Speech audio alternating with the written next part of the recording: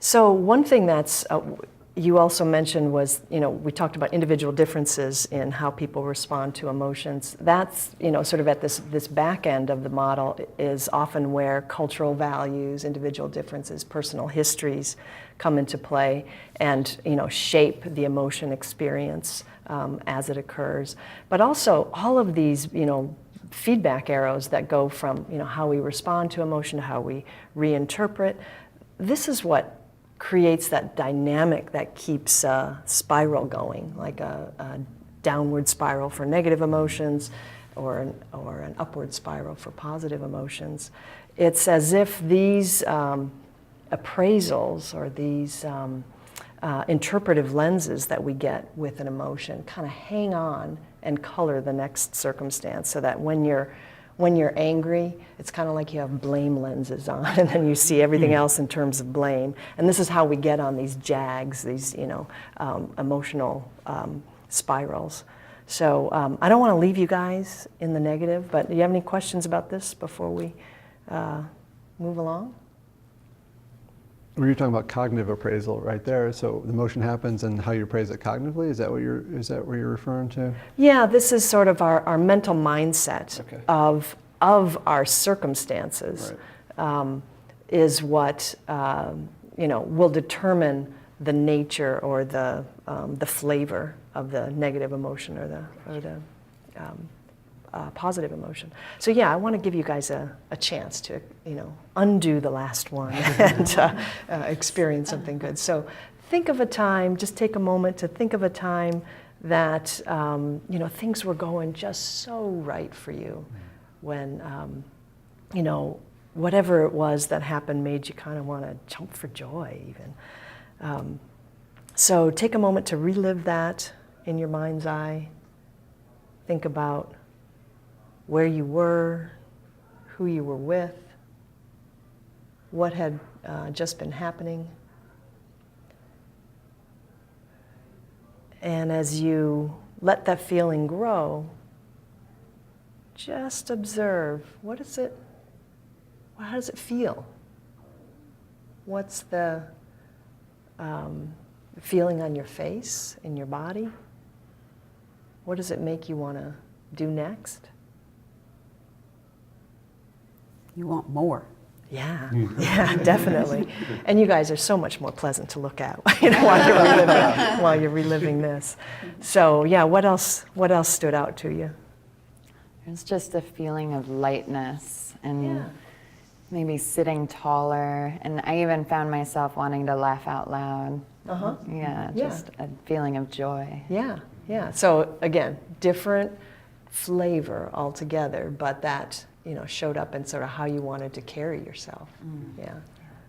Anyone else? I think mine was more pride, because I was thinking of family member and proud of what happened and kind of connection with my spouse because of that. So it was more of a pride thing that came out. And so what did that make you want to do? I don't know do-wise. It just just made me feel really confident, I think, and just comfortable. Cool. So I think comfort was the biggest thing. Yeah, cool, great example. Mine is similar to that. And so when you think about to do, I'm thinking about sharing. Yeah. That you want people to know the recognition by looking at people or hugging or a high five or a fist bump.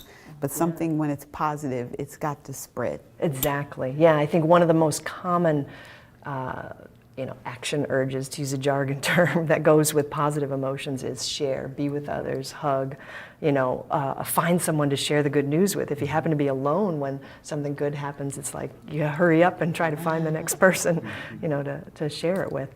So there are a lot of similarities between negative and positive emotions. I mean, they're embodied feelings. So just like negative emotions show up in how our muscles feel or how our faces feel, positive emotions do too. And just like negative emotions can be picked up by others, our positive emotions are going to show up in our posture, how you carry yourself, smiling, just that kind of, people kind of glow a little bit. There's a little bit of a radiance that starts to, signal to others, yeah, here's a safe person. I want to connect here. So they definitely have kind of a social broadcasting piece of them. They show up in our voices and so on. So they, they have that embodied component. They also, stem from, all emotions stem from some change in our circumstance. Something good for me, something bad for me has happened. Now that circumstance can also be a mental circumstance, so that you can create this through memory or through priorities. You don't have to wait for something in the world to happen to create a positive emotion. But how we interpret those is the, sort of the gatekeeper as to whether this emotion is going to start. We don't talk about coping with positive emotions in the same way you talk about coping with negative emotions, which is why I like the word response to emotion, because it kind of fits with whether it's positive or negative. But people still have values about whether, is this okay to feel? Some people feel like it's dangerous to feel good, and so they kind of try to speed past it really quickly. But so equally, there's a kind of a matter of culture and personality and sort of individual personal history that comes in to shape whether people let a positive emotion kind of fully bloom in a way, or whether they're kind of quick to move past it.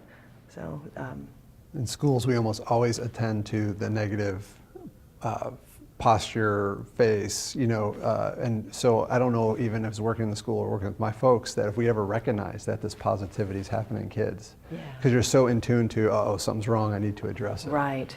Well, that's a great example of how, the negative stuff just pops out because it's typically signaling there's a problem to be addressed.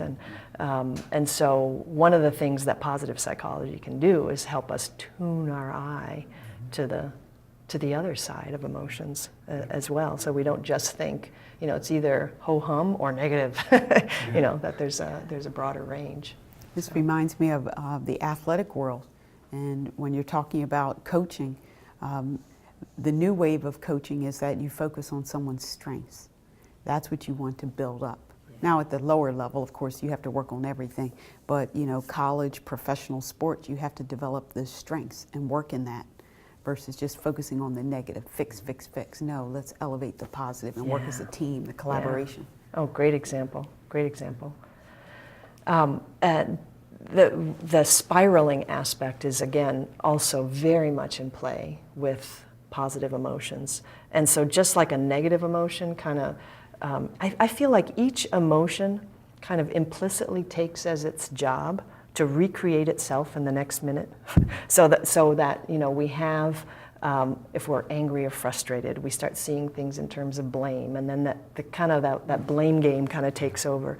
But the same can be true for positive emotions. Like once we start feeling that this situation I'm in is a gift, then the next situation is a gift, and then gratitude starts to take hold, and it's like this upward spiral that buoys you along. So again, the dynamics that go with emotions are part of why they're, I say they're the tiny engines that drive all of positive psychology, because these spirals really can take off, and each one kind of, each emotion in this moment affects our emotions in the next moment.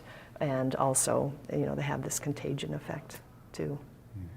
I have middle school daughters, so I know the contagion effect well, because they either come in home really happy or not so happy, and it does affect my emotion too. Right. Yeah, it gives you a different responsibility as a parent to be, like echoing the right ones and, trying to be there to receive the other ones. So anyway, I think it's really important to get this foundation of emotions, not just being feelings, but kind of a whole process that have this dynamic spiraling potential, because that helps us see how we can make good use of that. So, thanks.